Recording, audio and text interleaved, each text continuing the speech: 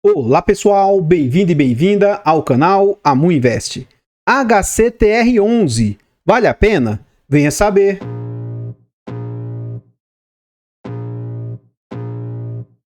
I can feel the blood creeping up from the heathens. Got will, got fight, got pride, got reason. If they wanna go eat, then you know I'm gonna feed them. If you're coming for me, hope you're Então ready pessoal, este é um fundo imobiliário de recebíveis, ele é um fundo imobiliário de papel. Na data que eu gravo o vídeo, ele está sendo negociado ali a R$ 38,61.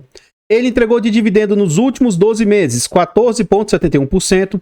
Ele está sendo negociado com muito desconto, está sendo negociado a um PVP de 0,34, ou seja, 66% de desconto. Amor, todo esse desconto é uma oportunidade? Cuidado! Durante o vídeo aqui eu vou tentar falar sobre os riscos que esse fundo possui. Observe isso e veja se isso se adequa a você. Se você entender que isso pode ser uma oportunidade para você, né? Chegue às conclusões, tá? Só no final do vídeo você vai entender um pouco melhor. É um fundo que vem sendo negociado com alta liquidez ainda, uma média de 1.600.000 por dia, e é um fundo que vem com uma desvalorização acumulada de 56% nos últimos 12 meses. No quesito de cotação, o que a gente observa? Esse fundo veio a mercado um pouco antes da situação pandêmica, lá em março de 2020. Então ele surge no mercado no mês 7 de 2019, e aí durante esse período aqui o IGPM disparou. Então esse fundo tinha ativos atrelados a IGPM, e você vê as cotas saindo ali, ó, da casa de R$110 mais ou menos, e chegando a ser negociados ali, ó, na casa de R$170. Isso no final do ano de 2019. Por quê? Porque o mercado é rentista e imediatista. Como o fundo começou a entregar dividendos astronômicos, e aí o mercado começou a comprar esse fundo de forma desesperada. Vem a situação pandêmica em março de 2020 e as cotas desabam, saindo desse patamar ali de R$170 para algo na casa de R$90. Como o fundo continuou com entregas altas, né, porque ele é um fundo de alto risco, um fundo de alto dividendo, high yield, high risk, o fundo voltou a ter patamares ali, de novo, próximos a 150. E aí, de cotação de negociação, mesmo ele valendo na casa de 110, 115 reais. E aí, desde mais ou menos o mês 6 de 2021, o fundo entrou num declínio, o que era mais ou menos normal até mais ou menos esse patamar. Então o fundo tem as suas cotas caindo, voltando para um patamar ali próximo de 120. Durante o março de 2022, nesse momento aqui, começou a ter muita divulgação por parte de outras mídias, começaram a falar mal do fundo. Até então aqui não havia indícios de nada, e aí isso aqui fez com que as cotas do fundo desabassem, saindo de 120 para algo na casa de R$100. O fundo ficou nesse ambiente lateralizado até que, mais ou menos, em março ou abril do ano passado, 2023, veio as notícias de que vários e vários devedores internos do fundo estavam passando por dificuldade. Então note, uma problemática que surgiu lá na pandemia afetou os devedores somente 2 anos depois. Por que eu estou falando sobre isso? Dentro do relatório gerencial, eu vou trazer um contexto que o fundo está trazendo, tá? E aí, de lá para cá, ó, as cotas saíram desse patamar de próximo de 100 para algo inicialmente na casa de 40 e poucos reais. O fundo esboça uma recuperação na casa de 60, chegou a beliscar ali 30 reais e agora ele está nessa casa ali próximo de 40 reais. Continuando aqui no site, a gente vê informações a respeito do fundo. Então a gente vê o nome do fundo, CNPJ, é um fundo para investidores em geral, mandato híbrido, ele é um fundo de papel, prazo indeterminado e gestão ativa. Em relação às taxas do fundo, vamos deixar para ver dentro do relatório e no há que se falar de vacância para um fundo de papel. Ele conta atualmente com mais de 193 mil cotistas e possui mais de 22 milhões de cotas emitidas. Ele está valendo atualmente R$ 114,32, um valor que a gente, sim, teoricamente não é esse valor, né? Porque teria que ver o impacto que os devedores estão causando aí para o fundo, né? Então, não necessariamente isso quer dizer que ele realmente valha esses 114 mil por cota aí. Ele vale no mercado hoje também 2 bilhões e 520 milhões. Novamente, tem que saber quanto que essas dívidas aí podem afetar o real valor do fundo. O último dividendo anunciado pelo fundo foi de 35 centavos. Continuando no site, a gente vê aqui informações sobre o yield médio do fundo. E bastante cuidado com essa informação aqui, ó. Você nota que mesmo as cotas tendo despencado, o yield ainda continuou se mantendo alto, né? Então, por que esse yield está relativamente alto? Porque mesmo as cotas despencando, o yield caiu também. Só que o yield caiu menos do que a queda, e aí faz com que o dividend yield suba, tá? Por isso que tem esse reflexo de yield médio alto aqui. Então, o que a gente observa? Lá em 2019, o yield chegou a ser de 1,20, 1,50, 1,70, ficou ali na casa de mais ou menos 1,20 durante um período. Mais recentemente, depois das problemáticas, o yield cai para casa de 1%. Lembrando que esse yield aqui, ó, não é o yield frente à cota de R$120. É esse yield frente à cota ali de R$30, R$40. Então, se a gente trazer esse yield que ele tem entregue, esse dividendo que ele tem entregue atualmente para a base de R$100, R$115, esse yield real do fundo vai ser na casa de 0,3, 0,25, 0,4. Então, bastante cuidado se você olha para o fundo. Se você já tem o fundo, veja o seu yield on cost. Agora, se você não tem, aí sim, para quem comprar o fundo nesses valores atuais, aí teria esse yield que está apresentado aqui.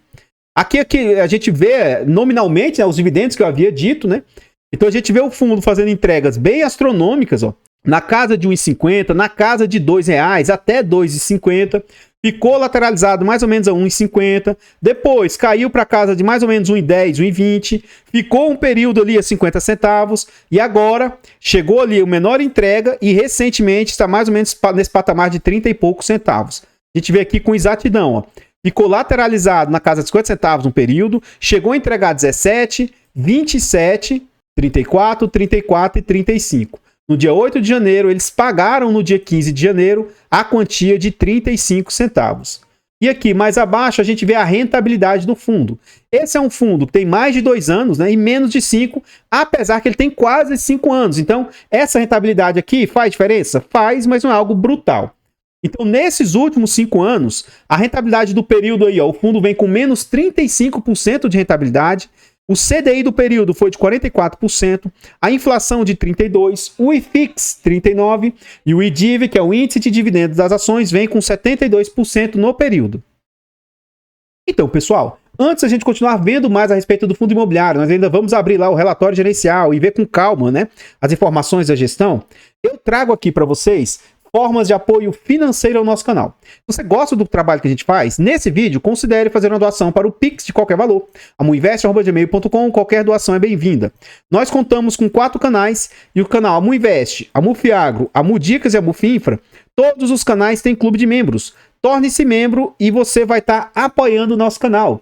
Custa a partir de 10 centavinhos por dia, R$ 2,99 por mês. É um valor barato, mas que para o canal faz muita diferença. Além do apoio, você tem acesso antecipado a vídeos. Esse vídeo está sendo gravado com 2 semanas de antecedência. Você tem preferência quando pede um vídeo e participa do nosso grupo fechado do Telegram. Quem é membro também tem desconto na nossa planilha de controle financeiro. Essa planilha é super completa. Ela vai te ajudar no controle dos ativos e também na sua declaração de imposto de renda. Compre a planilha porque você vai estar adquirindo um ótimo produto, vai estar apoiando o canal e é uma planilha excelente. Por fim, nós contamos com e-books de introdução aos fundos imobiliários e introdução aos fiagros. Esses e-books possuem linguagem de fácil entendimento, fácil aprendizado, bastante conteúdo agregador e mais. Ele é bem baratinho e acessível. Compre os e-books porque você vai estar apoiando o canal e vai estar adquirindo um produto de ótima qualidade. E por falar em apoio, eu não poderia deixar de agradecer aos membros. Jonalva acabou de se tornar membro Silver. Cristiano também é membro Silver. O Anderson Pena se tornou membro Bronze recentemente. Lá no canal Amufiagro, o Alexandro, nível Gold, Antônio Tadeu, nível Silver, F. Barros, Giovanni e Rafael são membros Bronze, todos membros há bastante tempo. Então saibam vocês que os membros carregam os nossos canais nas costas. Vocês membros são imprescindíveis para a gente continuar fazendo o nosso trabalho. Muito obrigado por todo o apoio. Saibam que vocês aí são importantíssimos. Por falar em apoio, gostaria de agradecer imensamente Jadilene, que há vários e vários meses fazem doação para o nosso Pix, né? Faz doação. E essa doação também é imprescindível para a gente continuar fazendo o nosso trabalho. Muito obrigado de coração. Qualquer valor que vocês quiserem fazer doação para o Pix ajuda demais. Muito, muito obrigado. Aqui agora, nós já estamos dentro do relatório gerencial. É um relatório mais recente que a gestora divulgou. Eles divulgaram esse relatório no dia 10 de janeiro, mas ainda é referente a novembro, de situações que ocorreram em outubro/novembro. Então é um relatório bem defasado. Aqui a gente vê informações, de novo, né, quanto que a cota estava a mercado, o número de cotistas, o patrimônio do fundo. Ele tem taxa de gestão de 0,99, de administração de 0,21 e cobra 10% de performance se bater 100% do CDI. Isso aqui eu não concordo, acho abusivo e acho ruim. Isso é um ponto bem negativo do fundo, na minha humilde opinião. Aqui ele fala sobre a tese de investimento, ele só começou a falar sobre high yield, depois que ocorreram todos os problemas. O que ele diz é que fundos high yield tendem a dar maior resultado do que outros tipos de fundo, né? Então, isso se não passarem por problema. Mas agora eles falam sobre essa questão de fundos high yield. Então aqui a gente vê, tanto que o dividendo está defasado, ó, de 34 centavos, e o último foi de 35. Um fundo de 2 bilhões e 500 milhões está sendo negociado ao mercado na casa de 800 milhões. Então está com muito desconto. Continuando aqui no relatório, aqui a gente vem para as informações que realmente nos interessam. Então aqui ele vai falar o seguinte, ó. Em dezembro foi anunciada uma distribuição de 34 centavos por cota, e frente ao valor da cota na data de fechamento estava um yield de 0,93. Assim como o mês anterior, o valor tem como base o resultado do caixa acrescido da terceira e quarta parcela dos resultados extraordinários de 4,5 milhões, no montante de 5 centavos por cota. Conforme divulgado em relatórios anteriores, o resultado atribuído à competência de novembro contou com pagamento de 100% dos juros das operações de Aquaprime e pagamento parcial de GVI Gramado BV, reflexo das Assembleias Gerais e Titulares da GTs, Assembleias Gerais de Titulares, que ocorreram em outubro e novembro com foco nas renegociações de dívida do grupo GPK. Continuando aqui, eles falam, vale lembrar que o fundo tem realizado sua distribuição de rendimentos com base no resultado caixa apurado. Uma vez que a diferença entre o resultado contábil desde o início do fundo e o acumulado das distribuições no mesmo período encontram-se no campo negativo. Então não dá mais para distribuir no contábil porque já estouraram o que daria para fazer, né? Perspectivas de distribuições futuras. Então, olha só, aqui eu já quero até fazer uma pausa. Eu acabei de gravar um vídeo recente do VSLH. Minimamente aqui, mesmo que superficialmente, mesmo que faltando muitas informações, pelo menos o pessoal do HCTR vem trazer informações mínimas, né, a respeito de toda essa problemática. Ao passo que lá no VSLH não tem informação nenhuma, sabe? Muito ruim o relatório deles, a comunicação deles. A comunicação do pessoal da Hectare também é ruim, mas é menos pior do que o pessoal da Versalhes. Eles têm deixado muito a desejar. Depois que eles saíram aqui da Hectare e criaram a gestão lá da RCap, eles têm falhado bastante no quesito de comunicação com os cotistas, tá? Então, assim, mesmo que o fundo viesse a se recuperar, definitivamente, pelo que eles vêm apresentando aí, é um fundo que eu não tenho intenção de dar continuidade e ser cotista deles. Então, já está de molho no meu portfólio, e como eles não têm compromisso com os cotistas, estão muito acovardados, é um fundo que, em hipótese alguma, eu pretendo continuar no meu portfólio pela forma como eles vêm se comportando. Apesar de todas as cagadas da HCTR, minimamente eles vêm tentando trazer alguma informação mínima, né? Então é menos pior do que o outro lá. Então aqui eles falam o seguinte, ó, perspectivas futuras de distribuição, para pelo menos você ter uma perspectiva do que eles pensam. Mantendo as variáveis constantes, o HCTR deve distribuir em janeiro de 2024, valor semelhante agora a dezembro. E aí, a partir disso, porque assim, ó, janeiro ainda é resultado de novembro, dezembro, né?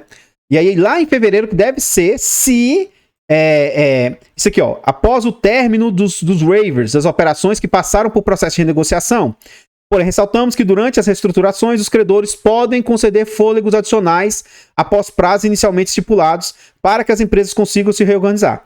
Então, assim, ó, se apenas vencer esses waivers e eles começarem a pagar, o fundo tende a começar a distribuir um pouco mais. Mas, ó, tá vendo? Ó, que pode ser que eles concedam prazos adicionais.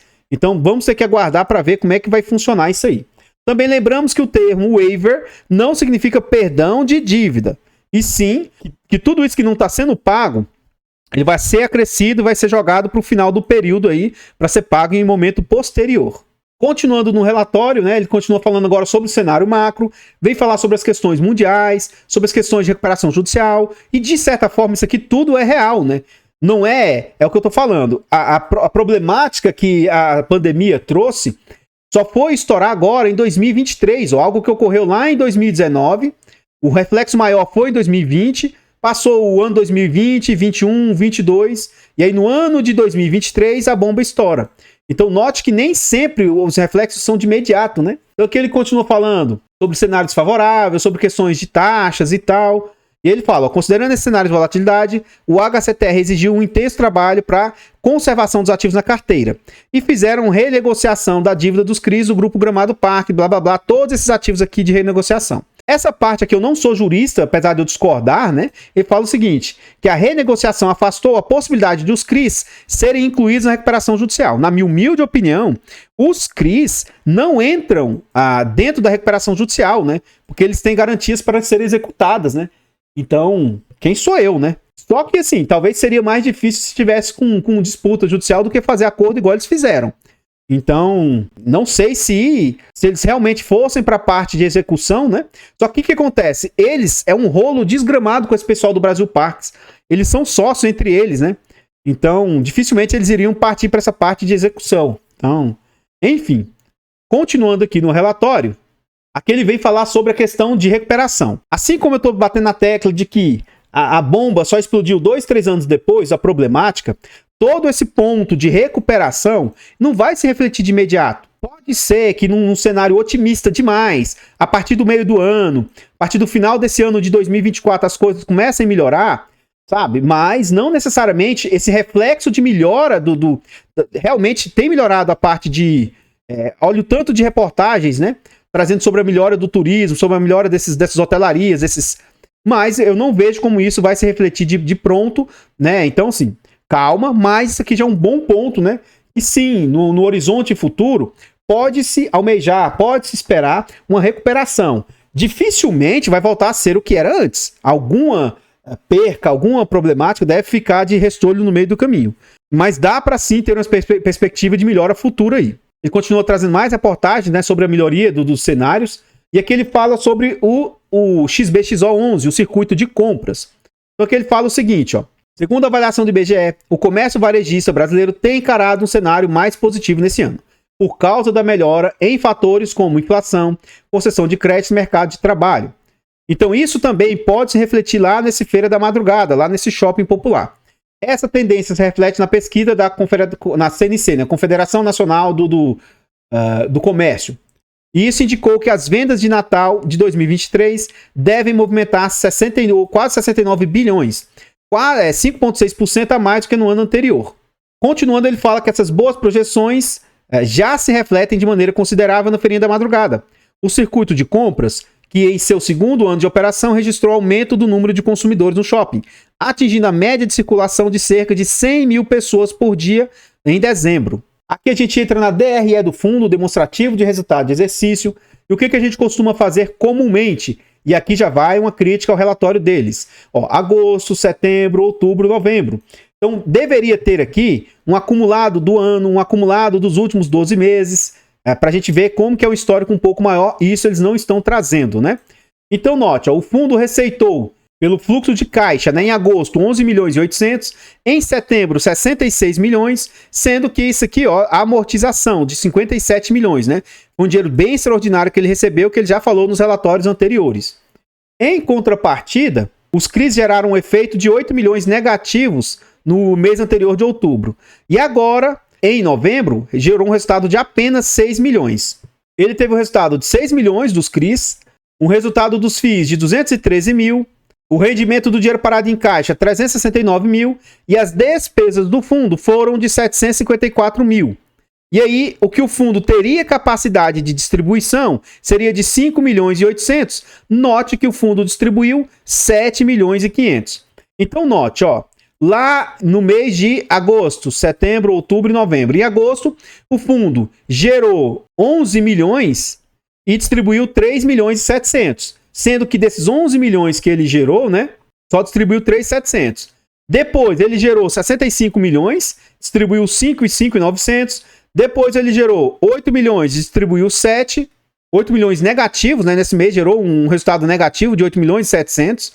E agora, nesse mês aqui, gerou 5.8 e distribuiu 7,5. Ou seja, num mês normal, o fundo não tem capacidade operacional hoje de gerar 34 centavos aí que ele está distribuindo.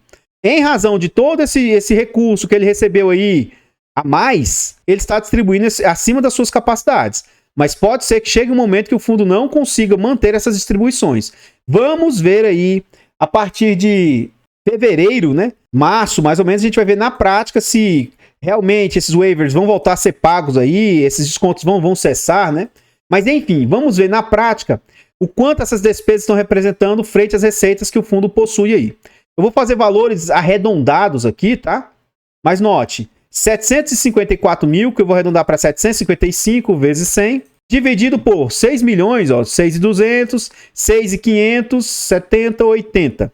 Dividido por 6.580. Então, no último mês, as despesas do fundo estão ali com 11,47%, o que eu costumo achar já careiro, mas ainda num limite tolerável. Aqui ele vem explicar os valores aqui, todas essas questões de caixa, né? Então ele fala aqui, ó, variações do fluxo de caixa. Em novembro, o fundo gerou caixa equivalente a 26 centavos apenas, ó.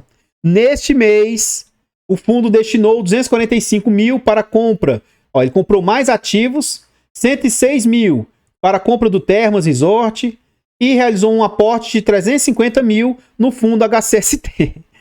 Então, poxa, ele recebe um dinheiro volumoso e começa a pegar parte do dinheiro e alocar em outras situações, né? Enfim, aguardemos para ver o que isso pode trazer para o fundo aí. Então, pessoal, antes da gente continuar vendo mais alguns detalhes a respeito desse fundo, como a carteira e seus ativos, eu trago para vocês formas de apoio gratuito ao canal. Se você quiser nos apoiar aí, considere deixar o like, comentar, compartilhar, se inscrever e ativar o sino. Tudo isso aqui é de graça e pra gente ajuda muito. Estamos tentando chegar a 20 mil inscritos, então se inscreva aqui no nosso canal e nos ajude a chegar nessa marca. Comenta pra nós aí o que você acha a respeito desse fundo. E aí, você tem ele? Você já teve? Você acha que a gestora vem se comunicando bem? Eles vêm desempenhando um bom papel? Você confia na gestora? Eu perdi totalmente a confiança neles, no pessoal do Versalhes e tal. Estou bem decepcionado. O que eu tenho reforçado nos vídeos é o seguinte: desde o início eu investia nesse fundo, entendendo os riscos por ser um fundo de alto risco. O que eu vejo que eles pecaram muito? Na minha opinião, eles falharam, é até pesado o que eu vou dizer, mas eu acho que eles colocaram de forma não clara toda essa sobreposição que ele tinha nos devedores.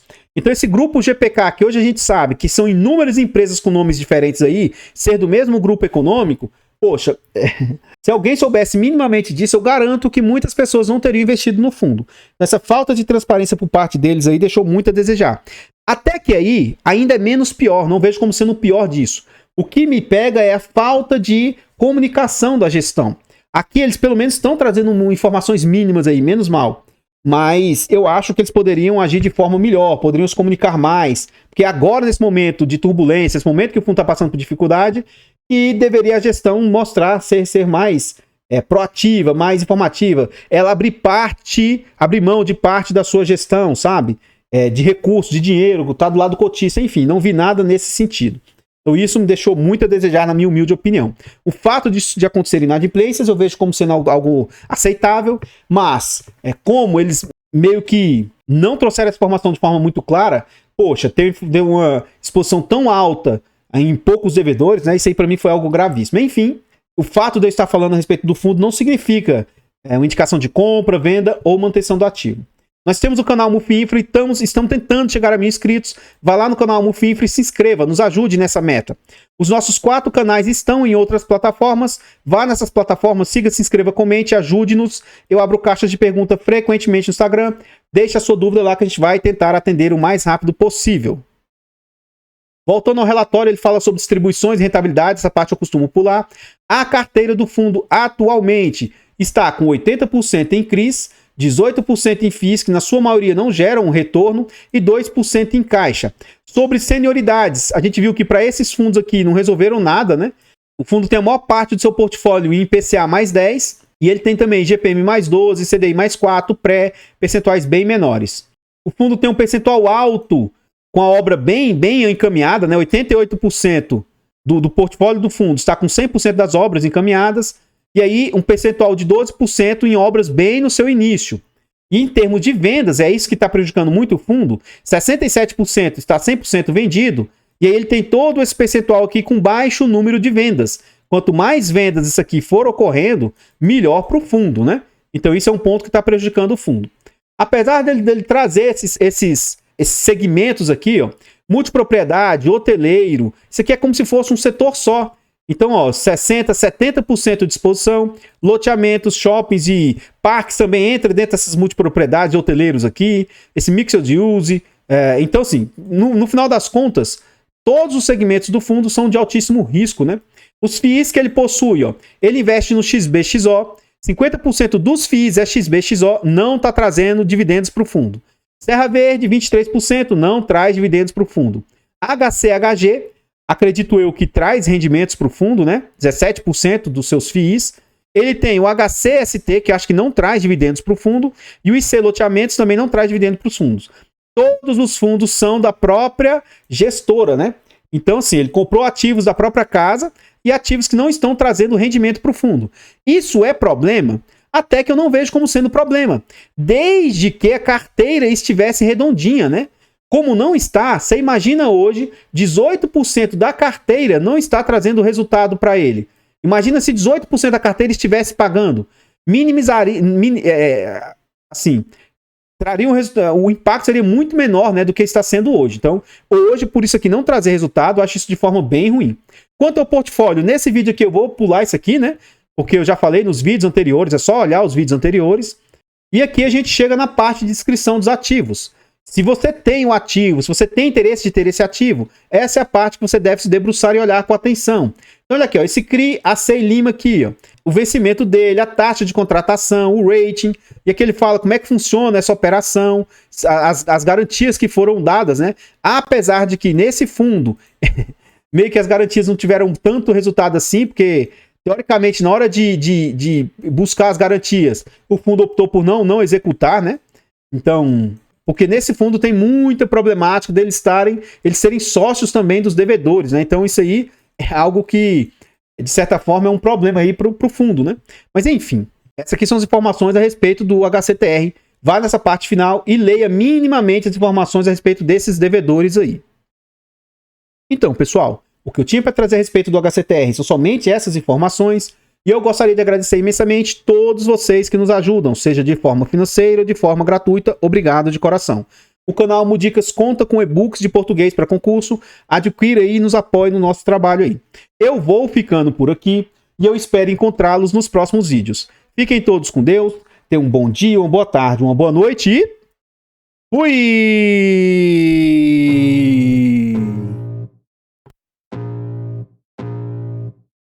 I can feel the blood creeping up from the heathens. Got will, got fight, got pride, got reason. If they wanna go eat, then you know I'm gon' feed them. If you're coming for me, hope you're ready for a demon. I got eyes in the back of my head, I'm seeing. Take me for granted and you know I'm leaving. I'ma take what's mine with the webs I'm weaving. I could take this crowd from seeing to believing. Got a taste for blood and my tongue keeps